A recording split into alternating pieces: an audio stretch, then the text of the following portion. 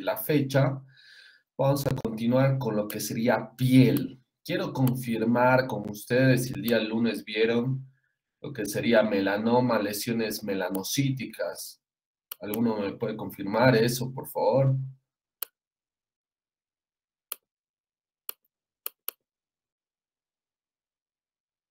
Sí, doctor. Sí. ¿Quién lo dio? El doctor Llanos. Ah, perfecto. Entonces, vamos a dar continuidad con los tumores dérmicos, ¿ok? Voy a empezar a compartir tumores dérmicos y vamos a ampliar un poco, avanzar un poco lo de la próxima teórica, que sería la dermatosis inflamatoria, ¿no? Vamos a ver.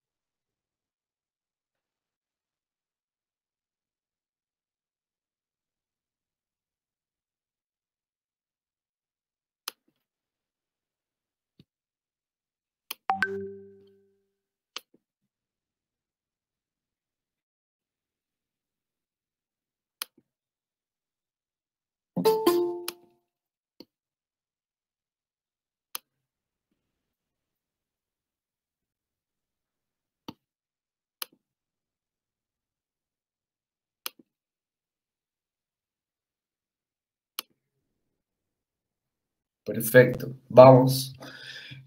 ¿Se puede ver con claridad? Sí, doctor. Perfecto. Vamos a continuar con la parte, con la teórica de día de la fecha, con piel. Ustedes ya vieron, acuérdense, para su examen, la palabra clave es melanoma, ¿ok? No lo he dado, ya lo dieron, pero eso es lo más importante en su examen. Porque muchas veces hasta parece reiterativo, ¿ok? Pero el melanoma es una neoplasia maligna que es muy agresiva, ¿ok? Les digo que en 6 meses de diagnosticada la lesión, hace metástasis. Metástasis no solamente a aledaños, sino a órganos diana, como es cerebro. Metástasis a cerebro a 6 meses. Eso es lo importante. Como médico general, tienen que saber que un nebus puede ser un melanoma, ¿ok? El melanoma es un lobo vestido de oveja, ¿ok? Porque por la parte superficial no tiene mucha relevancia, ¿no? Pero por debajo está atacando el sistema al punto de migrar y llegar hasta el cerebro, ¿ok?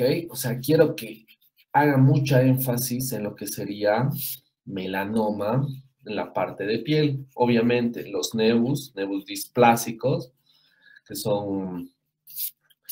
que pueden progresar a un melanoma maligno. Obviamente la inmunohistoquímica, ¿no? Estaríamos hablando de ese 100 melan A HMB45, que es para el diagnóstico de melanoma. No todos los melanomas están asociados a lo que sería a la luz ultravioleta, eso hay que tener en cuenta. Hay muchos de los melanomas que son acrales en la piel, en el pie, diré, como en la mucosa vaginal, mucosa del ano, o sea, no es característico, ¿ok? Ténganlo presente, que puede estar asociado como no, ¿ok? Entonces, continuamos con los tumores ya de la parte inferior, que sería de la dermis, ¿no? Empecemos. Vamos a ver 2 tipos de tumores dérmicos. Uno sería el fibrohistiocitoma benigno, que es un dermatofibroma, Y la porción maligna de este mismo tumor es el dermatofibrosarcoma protuberans. Vamos a desglosar cada uno de estos. En el primero, tener en cuenta que es una lesión benigna. Como pueden apreciar en la imagen izquierda en la macroscopía, llega hasta 1 centímetro de diámetro mayor. Hay una predilección sobre las mujeres jóvenes, más que todo en adultos, en las piernas, edad media. El tamaño es variable, la causa se atribuye a traumas, siendo una respuesta anómala. También pareja de fusión del gen del receptor de la tirosinasa alca, considerándose unas neoplasias verdaderas. Hago énfasis porque hay una estrella, ¿no? Entonces, para mí es muy importante porque es uno de los tumores benignos más comunes que podemos llegar a apreciar. Entonces, siempre hago énfasis, hago una pregunta de examen, entonces quiero que ustedes tomen nota, ¿no? De las diapositivas que miren. Yo siempre les intento ayudar, ¿no? A todos ustedes, siento que se merecen, el hecho de estar en la SESMUN, se merecen esto y más, ¿no? Porque están contra el mundo y tienen que subir su promedio, ¿no? Para postular a una residencia, postularse a un cargo. Entonces yo creo que hay que hacer, se basa mucho, ¿no? En hacer pedagogía, destacar cuáles son los temas importantes, qué temas son importantes para el médico en general, ¿no? Entonces, que van a ser futuros colegas. Entonces, quiero ayudarles de alguna u otra forma, haciendo énfasis en algunos temas, ¿no? Entonces, siempre que vean una estrella, para mí es importante y probablemente entre en su examen, ¿no? Siempre va a haber una pregunta, ya sea de selección múltiple o un caso clínico, ¿no? Entonces, tenerlo en cuenta. Sepan que son pápulas, ¿no? Son pápulas amarronadas, como pueden apreciar, algunas tienen una porción de escamosa, pero en la microscopía, ¿qué vamos a ver? Va a haber una lesión, como pueden apreciar en la imagen superior izquierda, que está bien delimitada, no capsulada, está bien delimitada. A pesar de ser una lesión benigna, tiene una extensión, una infiltración a tejido adiposo, ¿no? Como se ve en la porción inferior, se aprecia una invasión a tejidos adiposos, a los adipocitos, entonces infiltra de tal medida hacia profundidad, ¿ok? A diferencia de lo que vamos a ver con el dermatofibrosarcoma protuberans, sarcoma, estamos hablando de una lesión maligna muy de músculo esquelético, ¿no? Fibroblastos malignos, por eso es el nombre, ¿ok? Y como se aprecia en la imagen superior izquierda, es una lesión que está ulcerando la porción superior, ¿no? Es una lesión blanquecina, homogénea, y está infiltrando el tejido adiposo. Entonces, como es una lesión maligna, la mayoría de estas lesiones malignas tiene un crecimiento lento, tiene una invasión a vasos linfáticos, como una invasión perineural, va a haber metástasis en tumores con mayor atipia citológica. En cuanto a la patogenia, hay una translocación que afecta a los genes que codifican el colágeno 1A1, que es que el COL1A1, el factor de crecimiento derivado de las plaquetas beta, y el tratamiento obviamente va a ser una extirpación ampliada, ¿no? ¿Por qué ampliada? Porque tiene que ser más de 1 centímetro, más de 1 centímetro de margen de lo que es visible, porque subyacente al mismo, en la microscopía, puede haber una invasión a tejido adiposo, como se aprecia en la imagen inferior, ¿no? Entonces, la macroscopía es un nódulo que protruye, más que todo hay una predilección en el tronco. La microscopía son fibroblastos, como su nombre indica, fibroblastos son un patrón estoriforme, ¿no? Tiene una extensión a dermis, a la grasa subcutánea, como si fuera un panal de abejas, ¿no? Si tienen mucha imaginación, pueden apreciar estos adipocitos, que son todos regulares, monomorfos, pero están distribuidos como si fuera un panal de abejas, ¿no? Y el resto es tumor, ¿no? Es un tumor maligno. A mayor aumento se ve con estas características, ¿no? Que son enlaces de trigo, spin cells alargadas, elevado índice mitótico, hipercromasia nuclear, ¿no? En ese patrón característico arremolinado, ¿no? Un patrón estoriforme. Vamos con otro tumor. Cuando hablamos de los tumores que migran a la piel, hay que tener en cuenta la micosis fungoide, ¿no? La micosis fungoide es un linfoma cutáneo de linfocitos T. CD4 es el más común de los linfomas cutáneos, el de los linfocitos T. Esa edad es indiferente, más que todo hay personas, más que todo mujeres, se ha visto muchos casos, más frecuente más de 40 años. Entonces, no importa la edad, porque puede haber en personas jóvenes, ¿no? En cuanto a la macroscopía, como podemos apreciar en la imagen izquierda, son placas elevadas descamativas, rojizas, que estas llegan a ulcerarse. Hay una predilección por el tronco, por el cuerpo, tronco, extremidades, cara y cuero cabelludo. El tratamiento va a ser tópico con corticoides o luz ultravioleta, ¿no? Que puede ayudar a la mejoría de este tipo de lesiones, ¿no? En cuanto a la microscopía, como pueden apreciar, en la imagen inferior son linfocitos atípicos en una disposición en banda, porque es subdérmica, ¿no? Subepidérmica y hay una dermis superficial, entonces podemos apreciar esa destrucción en la unión dermoepidérmica. No se puede diferenciar muy bien acá dónde es la diferencia entre lo que es la dermis de la epidermis. Entonces hay una destrucción y está basado por estos linfocitos. Se pueden apreciar, son esas células bien eosinófilas, azules, con una presenta una irregularidad, bordes irregulares, bien hipercromáticos, mitosis, podemos apreciar acá múltiples mitosis, yo sé que aquí vamos a dibujar una, esta es característica, y ya podemos apreciar lo que serían los microabscesos de Pautier, ¿no? Que serían estos, ya forman microabscesos, ¿no?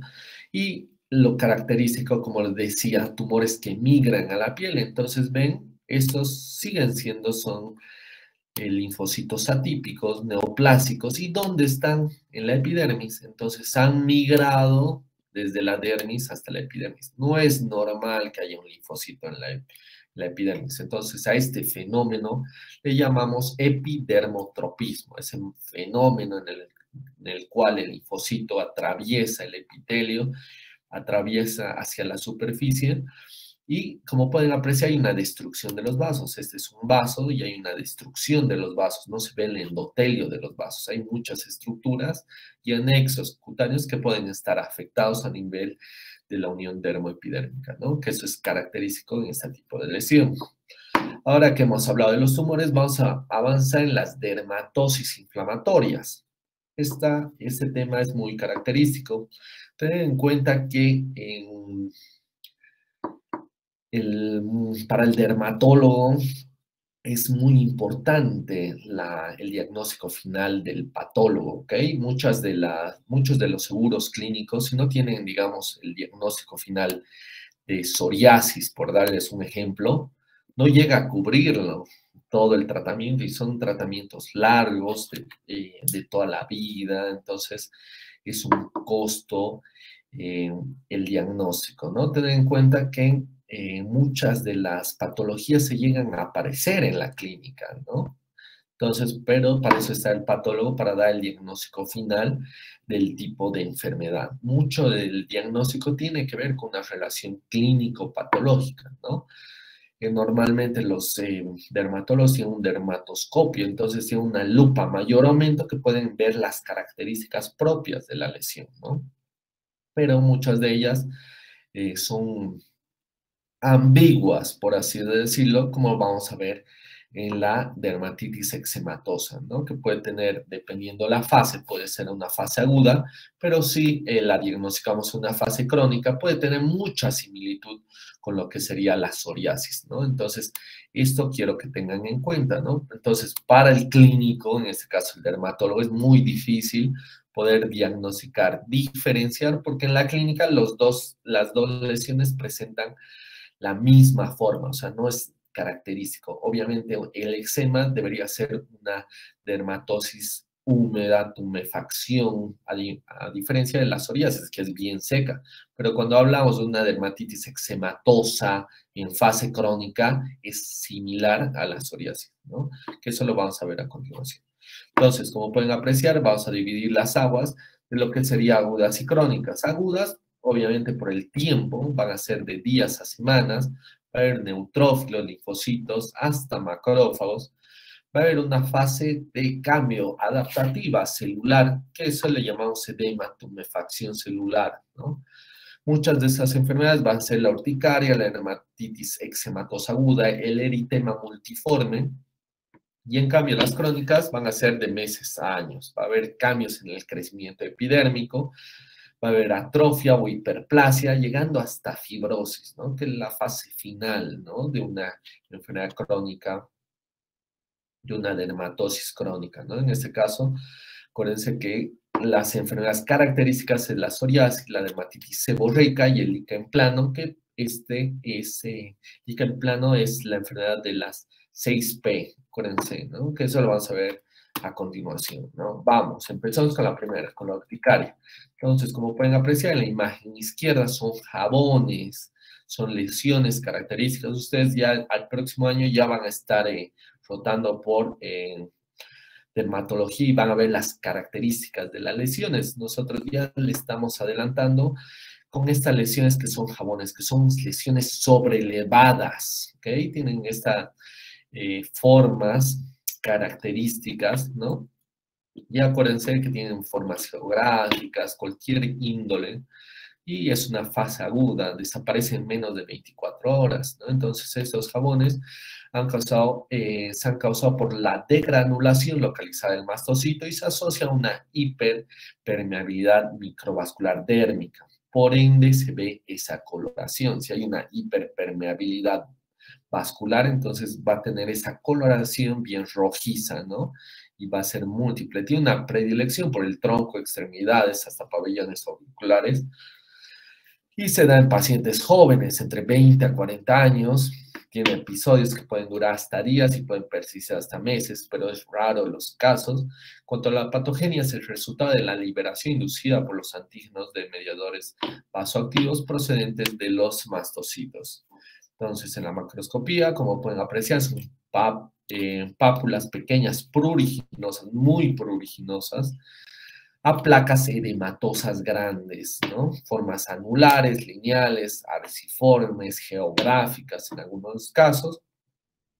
Y en cuanto a la microscopía, podemos apreciar en la imagen inferior izquierda un leve infiltrado inflamatorio, linfocitario, neutrofílico, porque es una fase aguda, y hay aislados eosinófilos. Hay haces de colágeno que están presentes entre los espacios entre sí, ¿no? Y como pueden apreciar, esas zonas más claras, blanquecinas, es el edema dérmico, ¿no? Por eso se eleva un poco, hay tumefacción celular y por ende llegan a tener esa coloración más translúcida, ¿ok? Vamos con la siguiente, con la dermatitis eczematosa aguda. Hay diferentes tipos de dermatitis eczematosa. Ustedes bien saben que una de estas es de contacto, que es la alérgica, ¿no? Esta de contacto son personas alérgicas al látex, por darles un ejemplo.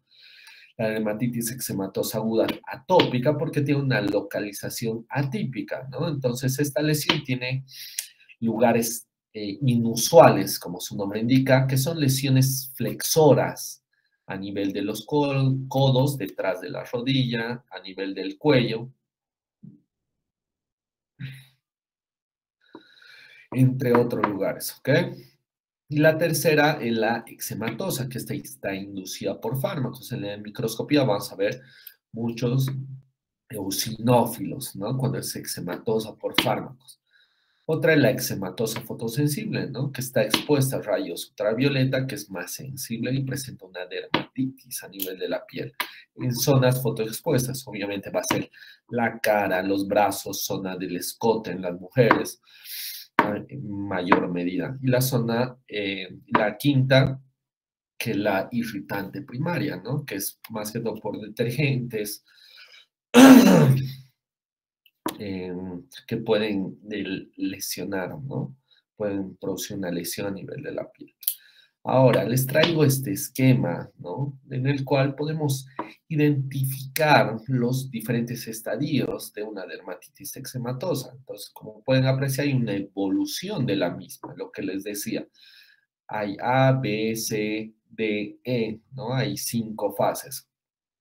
Entonces, en la primera solamente se ve un ligero infiltrado inflamatorio perivascular a nivel del vaso.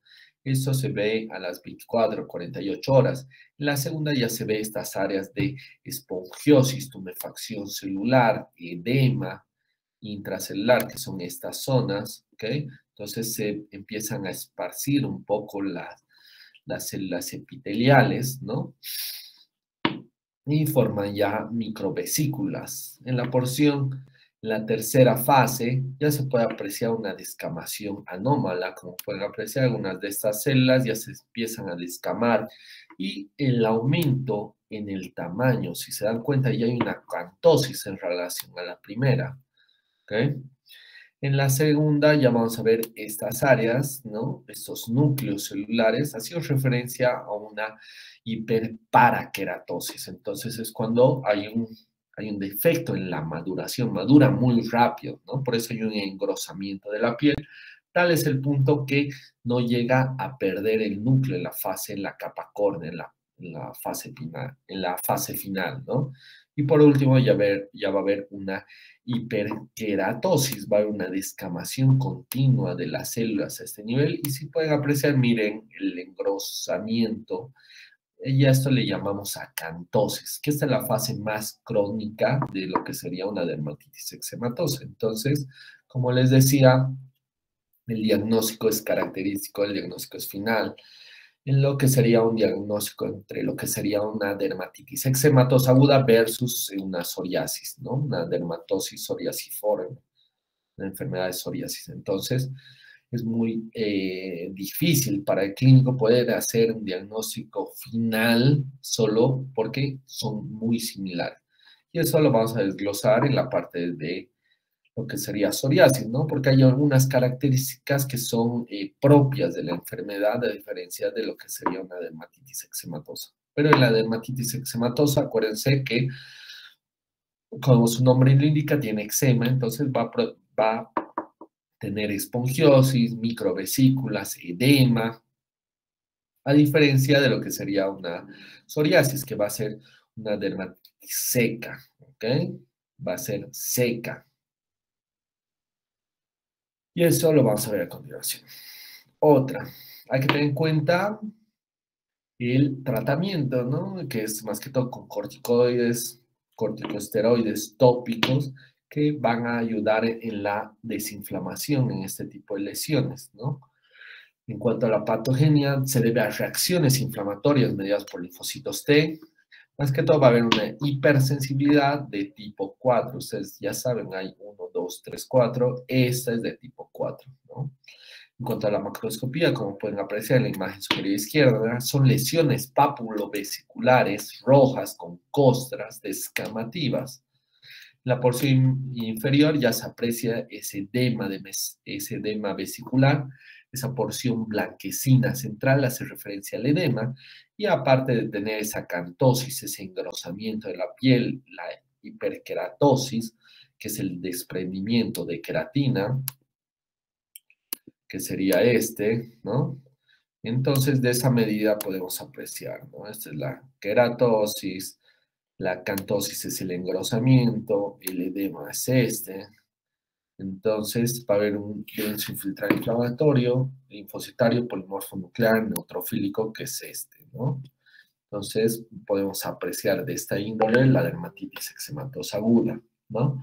Ahora, cuando es de contacto a antígenos tópicos, presenta ya placas más exudativas, más edematosas, más pruriginosas y contiene ya ampollas, ¿no? Hay que tener en cuenta que no haya una sobreinfección de por medio. Y cuando es muy aguda, va a haber esa esponjiosis, lo que le decía, esponjiosis, microabscesos, puede tener, el tiempo es más con el tiempo son más hiperqueratóxicas y acantóxicas. Entonces se engrosa la parte de la epidermis. Hay un aumento en el grosor, por eso es una acantosis. Se cronifica este tipo de enfermedad. Entonces, dependiendo el diagnóstico, en qué etapa se puede llegar a interpretar, ¿no? Porque tiene diferentes etapas, lo que sería la dermatitis eczematosa. Ahora vamos con el eritema multiforme, ¿no? El eritema multiforme presenta estas imágenes, diré, características en diana. Acuérdense, en células diana. ¿Por qué digo diana? Porque tienen unas formas como si fuera tiro al blanco, ¿ok? La parte más externa es muy rojiza, ¿no? Y la porción más interna es más blanquecina, entonces tiene esa imagen de tiro al blanco. Esta es característica, esta imagen es característica para lo que sería el eritema multiforme. Es una reacción de hipersensibilidad autolimitada a infecciones y fármacos. Esta se asocia a diferentes trastornos. Van a ser 4 grupos. En el primero van a estar relacionados con el herpes simple, el micoplasma, la histoplasmosis. La histoplasmosis se ve mucho en cualquier parte del cuerpo, más que también en el pulmón, se ve en la piel, se ve como hay los macrófagos están llenos de histoplasmocitos, ¿no? Están fagocitándolos. También se ve en otra enfermedad como sería la lepra. Pero también tener en cuenta que el eritema multiforme puede estar asociado a una exposición a fármacos. ¿Cuáles? Las sulfamidas, la penicilina, los barbitúricos. También puede estar relacionado con el cáncer, con carcinoma, linfomas y también con enfermedades de colágeno vascular, como sería el lupus eritematoso sistémico y la dermatomiositis, ¿no? En cuanto a la patogenia, presenta una lesión del queratinocito mediada por linfocitos T, CD8 positivos, citotóxicos que se alojan en la piel, ¿no? Entonces, como pueden apreciar, en la imagen superior izquierda vemos estas lesiones bien eritematosas, ¿no? Presentan máculas, pápulas, vesículas, pueden tener hasta vesículas, ampollas, o sea, tienen contenido algunas de estas lesiones. Y esas lesiones características en diana, que son estas, ¿ok? Propias de la lesión, ¿no? En cuanto a la microscopía, hay que tener en cuenta que hay un infiltrado inflamatorio perivascular, ¿no? Superficial asociado a un edema dérmico, va a haber acumulación de linfocitos a lo largo de la unión dermoepidérmica, haciendo referencia a una dermatitis de interfase, ¿no? Entonces, cuando hablamos de dermatitis de interfase, ya estaríamos hablando de lo que sería la unión dermoepidérmica, como podemos apreciar. No se llega a identificar tan bien, ¿no? Está medio difusa, hay vacuolización, como indica la flecha a este nivel, y la presencia de queratinocitos apoptóticos, que son estos bien eosinófilos, ¿ok?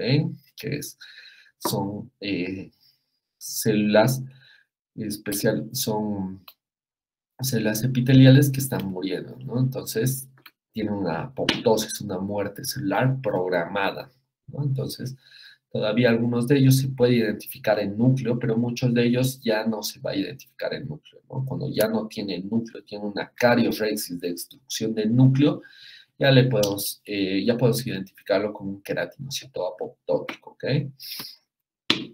Ahora vamos a hablar de las dermatosis inflamatorias, ¿no? Que estas, como bien saben, son de meses a años.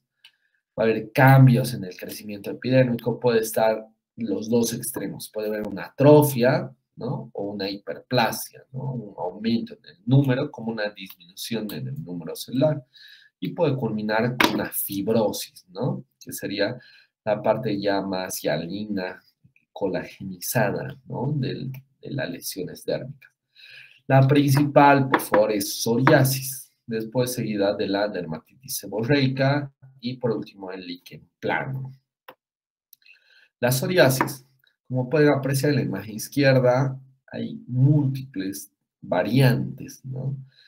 La principal, la más común, es la psoriasis vulgar, ¿no? Acuérdense que las zonas más frecuentes es al nivel de los codos, son las zonas extensoras, ¿no? A diferencia de la dermatitis atópica, que son zonas flexoras. Estas son zonas extensoras. ¿Cuáles? El codo, la rodilla. Puede haber en la región lumbosacra también y puede estar asociado un 30% con cambios mundiales. Esa es la psoriasis vulgar común, la más frecuente. Pero hay una psoriasis eritroderma, que esta es todo el cuerpo se torna bien rojizo y es generalizado, más que todo en niños he visto. Entonces hay una asociación con este tipo de psoriasis. Otra es la psoriasis gutata. Esta psoriasis, como su nombre indica, son en gotas, están bien dispersas las lesiones y son pequeñas, a diferencia de esas placas gigantescas que se ve en la psoriasis vulgar, ¿no? La psoriasis inversa, como su nombre indica, no es una lesión típica, entonces va a presentar, en vez de tener una zona flexora como es codo, rodilla, va a tener en zonas como sería detrás de las rodillas, zona poplitea, ¿no? En la zona anterior del codo, en la zona flexora del codo, y no en la zona extensora que debería estar normalmente. Por eso es una psoriasis inversa. Va a estar en flexuras, como en el cuello, ¿no? Y la pustular, ¿no? Una psoriasis pustular, como su nombre indica, tiene pústulas. Entonces va a haber una infección, va a haber una infección de por medio y por ende van a tener ese contenido amarillento pustular, ¿no? Que eso lo vamos a ver en una imagen macroscópica a continuación.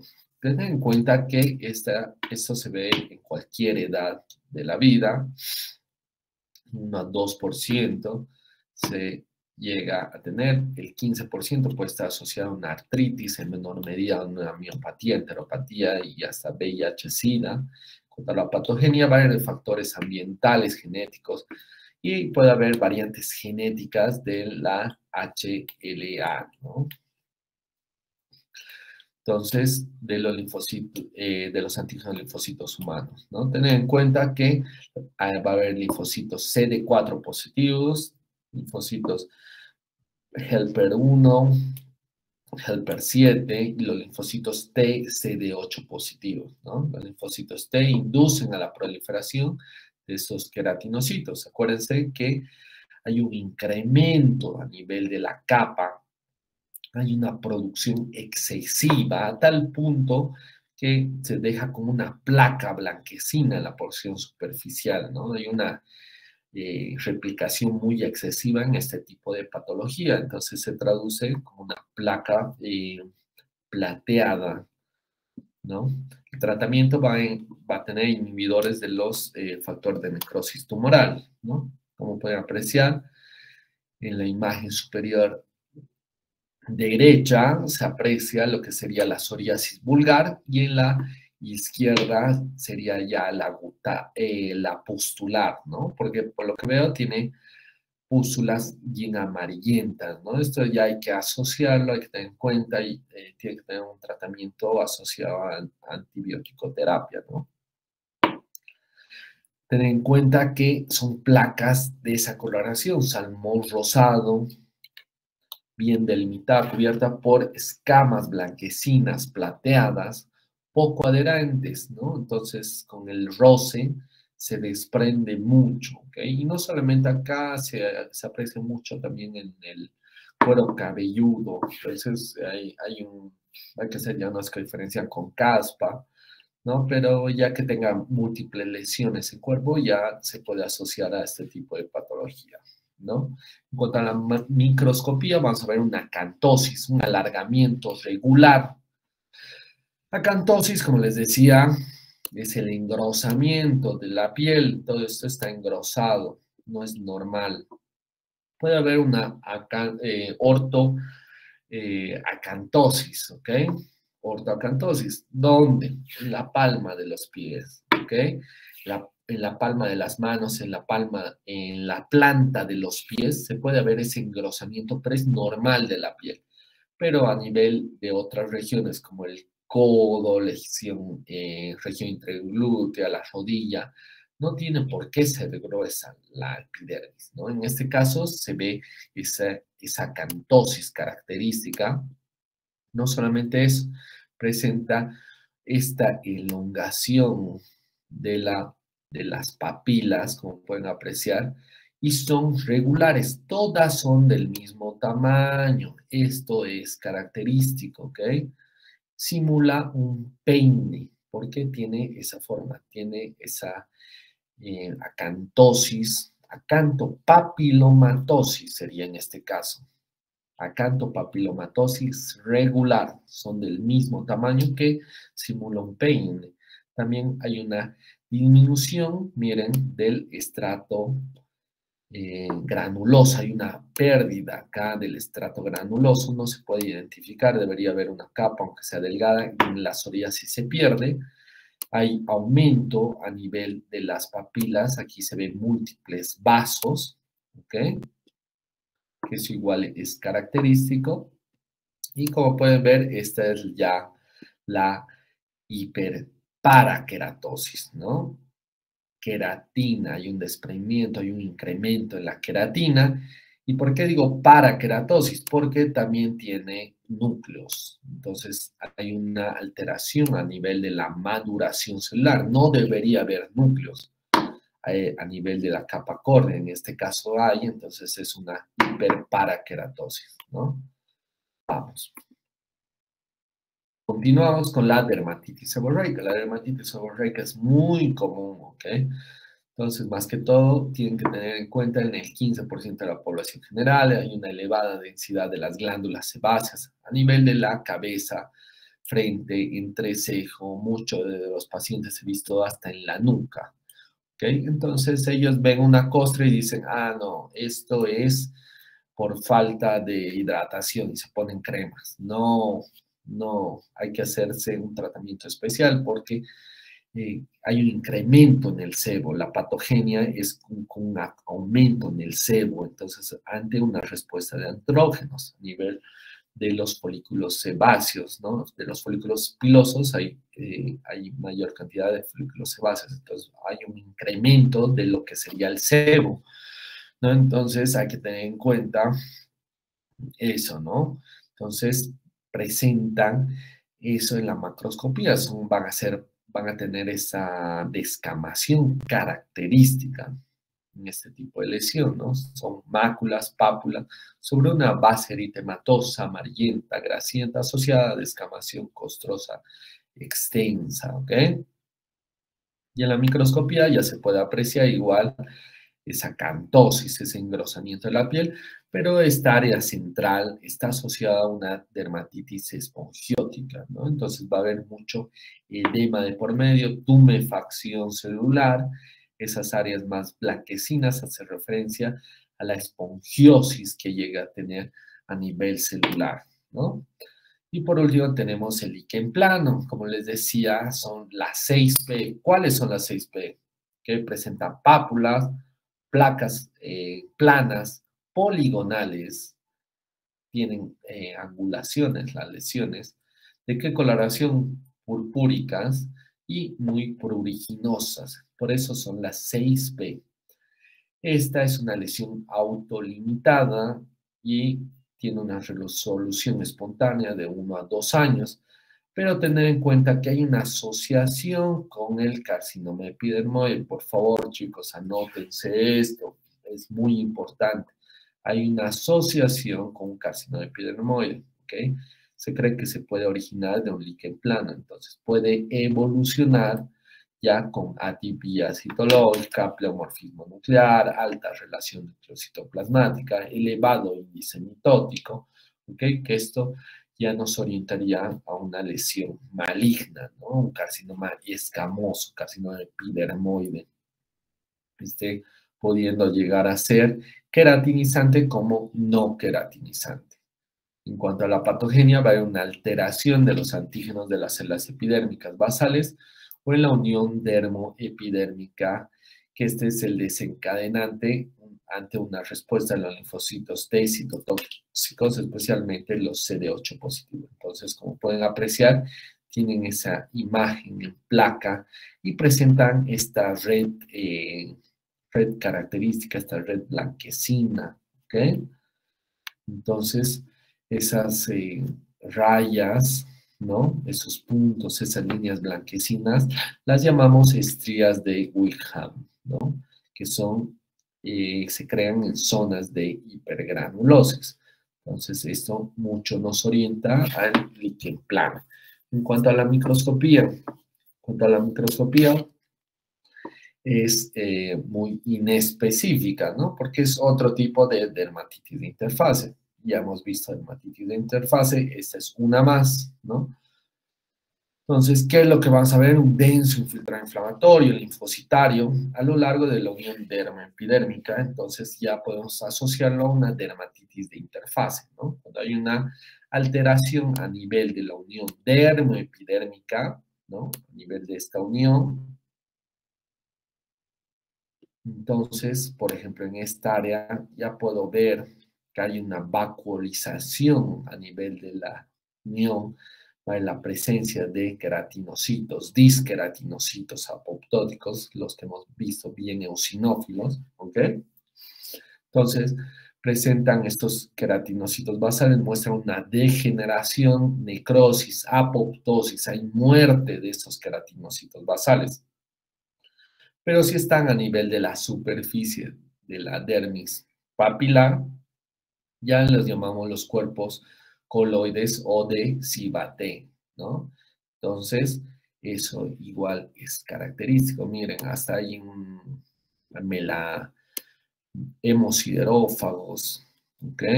Miren a este nivel. Y esos son los cuerpos coloides de Cibaté, ¿ok? Eso es característico. Y como les decía, esa es la granulosis, ¿no? Que está ausente en la psoriasis. Esa capa, la granulosa, no está en la psoriasis, ¿no? Eso quiero hacer énfasis con esta imagen. ¿Ok? ¿Tienen alguna duda, pregunta? Yo les traigo acá el libro de McKee, ¿okay? Que esta es la Biblia del dermatopatólogo, ¿no? Ya para la subespecialidad de patología y con muchos dermatólogos, es el libro más importante, el McKee, ¿no? Obviamente, si alguno quiere hacer profundizar sobre el tema, me dice, yo lo tengo digital el libro y se lo puedo pasar, ¿no? Entonces, no hay problema, me escribe por privado.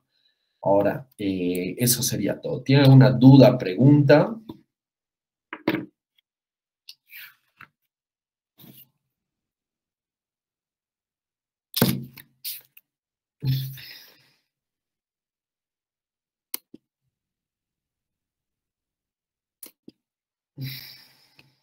¿Cómo es? ¿Tienen alguna duda, pregunta sobre el tema?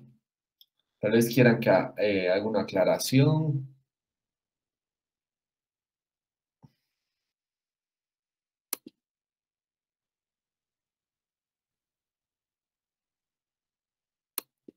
Raisa, Alison. A ver, ¿quién más está en Buenas mi noches, grupo? doctor. A ver, vamos a tratar de identificarlos. No, creo que solo vos, Alison. O alguien más, levanten la mano. Tal vez me estoy olvidando de alguno.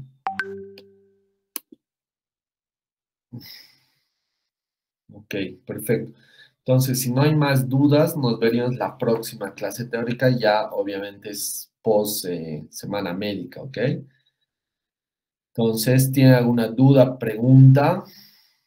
Cassandra la estamos viendo. Bien que asistan a la teórica. ¿Tiene alguna duda, pregunta?